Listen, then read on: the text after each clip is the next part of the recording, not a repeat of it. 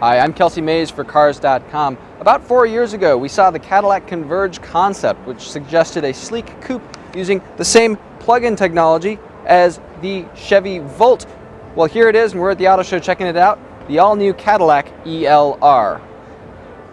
Styling is very similar to the Converge concept. It's basically a sleeker take on the existing CTS coupe. It's actually 2.5 inches shorter bumper to bumper than the coupe, but bigger than the four-door Chevrolet Volt, about 9 inches longer bumper to bumper and a little bit wider as well. You look up front here, pretty much a very closed-off grille. There's not a lot of openings here. The engine doesn't need that much in terms of openings. There's a lower portion of the grille here. It's got active shutters, and so they close up at higher speeds to improve aerodynamics.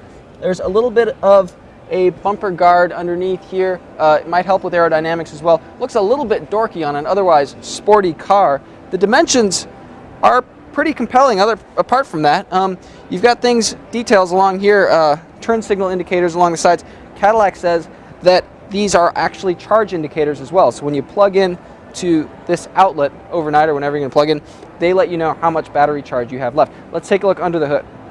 Now, like the Volt, the ELR has an electric motor for all-electric propulsion with a small 4-cylinder turbocharged engine as the backup generator for the system. So it works like this. You plug it in, you get about 35 miles of total electric range, and then the engine kicks in for a maximum electric and gasoline range of around 300 miles. Plug it in overnight. It takes about 12 hours to recharge on your standard household 120 volt outlet, about 4 hours on a level 2 or 240 volt outlet.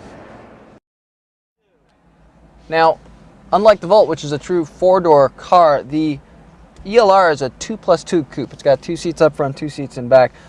Lots of leather and wood and carbon fiber and aluminum going on inside. Some cool touches here. The steering wheel is actually trimmed in leather. That's usually not a touch you see until you get to very, very expensive cars. Cadillac says there's leather on all the areas that kind of your arms and elbows fall here. Along the upper dash, there's faux leather. Everything's kind of stitched up. There's suede as well.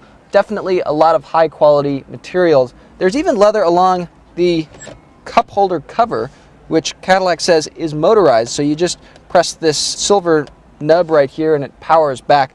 This car at the auto show doesn't have power to do that right now, but that's got to be some feature that your passengers will either ooh and ah over or laugh at and think it's ridiculous.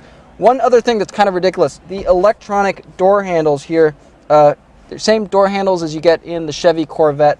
We've never been big fans of them, and they're right next to where your knee lays, and so if you're just sitting here and you accidentally touch them, the door's going to open up on you accidentally. The gauges are really interesting. There's a physical ring here with basically simulated numbers inside for the speedometer. There's also screens on either side to tell you things like how efficiently you're driving. The screens can show things like your navigation map. Carries over a lot of information from the center screen, but puts it there if you need it. There's also Cadillac's touch-sensitive CUE system, Cadillac User Experience. We have kind of mixed feelings about that. It works better than some other touch-sensitive systems, but we've never been wild about touch-sensitive buttons in a car in general. The Cadillacs have always been those big cars you can take your friends golfing in. The ELR, maybe not so much. There's only about 9 cubic feet of cargo room back here. That's actually about 1.5 feet less than the CTS coupe, than even the Volt, which has a pretty small trunk itself. Small opening too, not a ton of height here to throw things in. Better hope it's mini golf. Sharp styling and a handsome interior are ELR strengths, but we don't know the pricing yet, and it's probably going to be a lot more than the Volt, which without a federal tax credit starts at around $40,000. So stay tuned to Cars.com. We'll let you know pricing closer to the ELR's on sale date late in 2013.